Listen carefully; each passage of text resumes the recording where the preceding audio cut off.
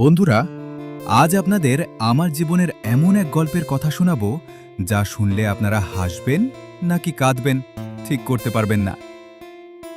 সবকিছু শুরু ক্লাস 6 থেকে। যখন প্রথম প্রেমের মানে বুঝলাম, তখন থেকেই একটা মেয়ের প্রেমে পড়লাম। স্কুল জীবনের পুরো সময়টা তার পেছনেই শেষ করলাম। কিন্তু ভাগ্যের নির্মম পরিহাস, হঠাৎ একদিন সব শেষ করে সে অন্য কারো সাথে বিয়ে করে নিল।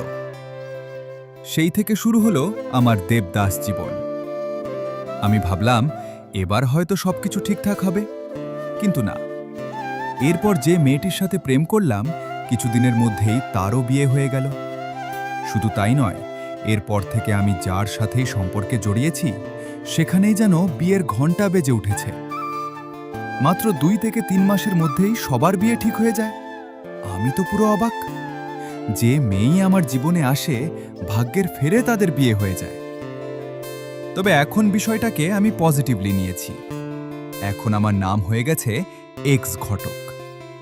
অনেক মেয়েই তাদের বিয়ের সমস্যার সমাধান পেয়ে আমার উপর খুব খুশি।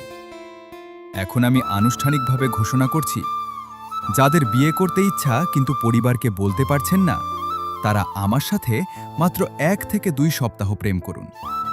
ব্যাস, এরপরই দেখবেন বিয়ের পাকা কথা হয়ে গেছে।